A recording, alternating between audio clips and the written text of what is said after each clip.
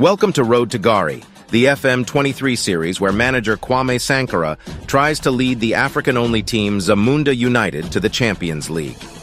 In this episode, Kwame Sankara inherits a team of 0 players and has to get this team up to scratch with a transfer budget of £48 million. The club's objectives are simple: stay up in the Premier League and play entertaining football.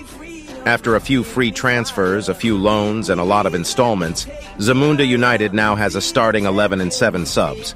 The key signings include Algerian Remy Bensebaini for £12.75 million, Zimbabwean Reece Nelson on loan from Arsenal, and our star striker Stephy Mavididi, who originates from DR Congo.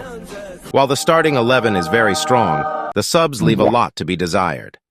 Zamunda United's preseason saw some heavy losses before the players were acquired, but came back with back-to-back 3-0 wins. The Simbas are drawn a difficult home game against Chelsea, and will have to make a great effort to come out on top. These were the tactics used by Kwame. The game began promptly, and would only take 9 minutes for Zamunda to have their first attempt at goal. After 14 minutes of no action, Skiri would lay a great ball to Omar Marmoush, who would work the ball into the box and strike the ball near corner with a clinical finish. Zamunda United take the lead, and things would get from bad to worse for the Blues, as Joao Felix would receive a red card for a 2-footed lunge on Reece Nelson. Striker Christian Kouam would come off in the 61st minute for Daniel Sturridge, who we acquired for free. 9 minutes after the substitution, Tosin Adarabioyo got a goal off of a deflected corner. Chelsea would eventually score in the 93rd minute through Christian Pulisic, but the goal was quickly disallowed due to offside. The game ended 2-0 to the Simbas, which means a debut win for Kwame Sankara and Zamunda United. The fixtures wouldn't get any easier for Zamunda United, as they are drawed with Premier League winners Man City. However, the absence of Bernardo Silva and Aymeric Laporte being out could give Sankara some hope before the game. Except it didn't matter. Haaland scored again, and again, and again, and again. Mavididi would get 2 back, but ultimately it didn't matter. The Simbas were battered at the Etihad. At first it was looking good for Zamunda, as Mavididi scored in the 4th minute, but Senegalese Bouna Sarr getting a red card was a massive blow, as not only did we play the remaining 73 minutes with only 10 men, but we only have 6 available subs for our next game.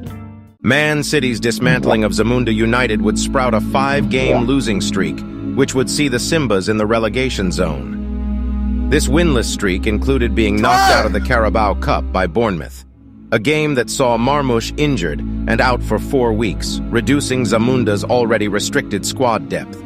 This forced Kwame to make 2 last free signings before the window closed: Guinean Seydou Bassouma and Vincentian Izzy Brown. With squad cohesion in the gutter and multiple players having issues, Kwame needed to buck up his ideas fast. And what better team to bounce back against than recently promoted Fulham at home? With a change in team sheet and tactics, Kwame went into this game with optimism. Adarabioyo was ineligible as he was loaned out by Fulham. However, it wouldn't matter, as it would only take 13 seconds for Christian Kouam to net his first goal for the Simbas. Add to that a wonderful free kick goal from Reece Nelson, and Zamunda United win their first game since Gameweek 1. Kouam would continue his Linsanity run, scoring thrice in his next 3 games. Once in a loss to West Ham, none in another loss against Wolves, and a brace in a 2-0 win against Arsenal, despite being outplayed for the entire game. This takes Zamunda to 14th in the league. Zamunda United's next 3 games would see a 2-1 win against Leeds, in a game that saw 3 red cards and a last-minute winner from Mavididi, a game I'm not comfortable talking about, and a 1-0 win against Brighton. This would take the Simbas up 1 position in the league table. Zamunda would face Crystal Palace in a London derby, and Izzy Brown would put the Simbas in front in the 9th minute. Olise would get 1 back, but an absolute worldie from Bouna Sarr would put them back in front. Suma would win them a penalty in the 69th minute, and of course Kwame had to bring on the legend Daniel Sturridge to take it. It's in! Who else? Daniel Sturridge, who turns it home! And that's all she wrote. Due to a generous increase of transfer budget, Kwame Sankara was about to splurge on some stronger reinforcements for Zamunda United, by using installments, of course. Thanks to this comment from TikTok, Kwame was inspired to sign two African players that both play for FC Noord-Zeeland, Burkinabe Adam Nagalo for £4.7 million and Ghanaian Ernest Nuama for £4.3 million. These signings are joined by Ghanaian Alidou Seydou for £12 million and Equatorial Guinean Omar Mascarell for £5 million. Although the club is in debt, Kwame's squad will now be able to cope better with fixture congestion. One of Zamunda's long-term goals is to make an African team win the World Cup, which has never been done before. However, with the rule being that a minimum of 3 players of the squad must play for Zamunda, and only Amarte and Skiri being called up for the tournament, the goal would have to wait until 2026. With these being the Simba's last 3 results, they would head into the winter break 5 points away from relegation. Zamunda United would come back from the winter break with a 3-1 victory against Nottingham Forest, a team that was touted as the worst attacking team in the league and still yet to win a game, but still managed to get a goal against Zamunda with only 10 men. That would be a sign for the unexplainable slump that the Simbas were about to experience. They would lose 7-1 to Man United and 4-0 to Liverpool back-to-back.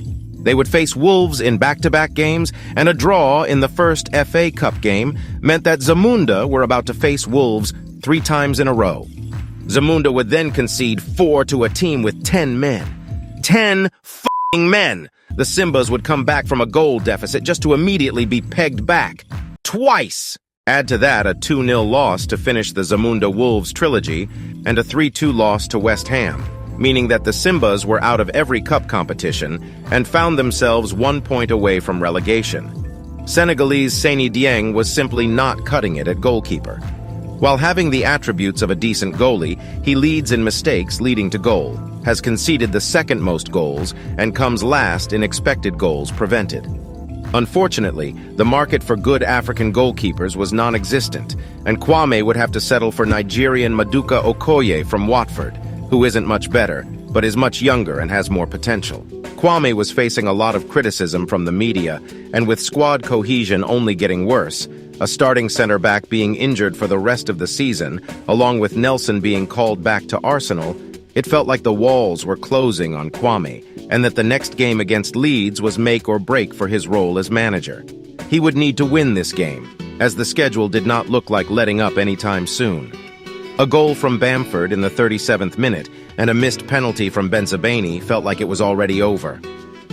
However, in the dying minutes, up steps Theo Walcott from the bench. Ball here, thrilling run from Theo Walcott! What kind of a goal is that? Brilliant work, Theo Walcott! Not a win, obviously. However, it would serve as a beacon of hope for the games to come. And serve it did, as Zamunda United would come out of facing the Big Six in 7 games with 3 big wins, a 4-4 draw against Chelsea, and 3 losses, including giving Nottingham Forest their first win of the season in March. This string of form took Zamunda to 16th place, 6 points away from relegation with a game in hand, and 9 games of the season remaining. Okoye would prove to be a very efficient signing, only conceding 7 and keeping 2 clean sheets. Mavididi and Kwame would also come into form in the latter stages of the season, claiming 16 GA and 14 GA so far respectively. However, all of the work of the last 7 games would be undone, as Zamunda United would lose 3 games in a row. A draw that should have been a win against Newcastle would keep Zamunda in the battle, although Brentford had the advantage with a game in hand. We just so happened to face them next, and a penalty from Marmush and an Okoye masterclass would seal victory for the Simbas. Even after a loss from Leicester, results going our way meant we were 1 point above the relegation zone. After 2 straight losses, things were looking scary, but Brentford got the same results, meaning we were in the same spot, with 1 final game remaining. We drew that game. But so did Brentford, meaning Zamunda United would be playing Premier League football for another season. A lot to learn for Kwame. The squad lacks consistent goal scorers, although Mavididi got 13 goals. A lot of those came through hat tricks, and he went through several goal droughts. The squad also lacked good depth beyond the starting lineup, especially in the midfield. Will Kwame be able to resolve these issues and aim for a higher spot in the league table? Find out in the next episode of Road to Gari.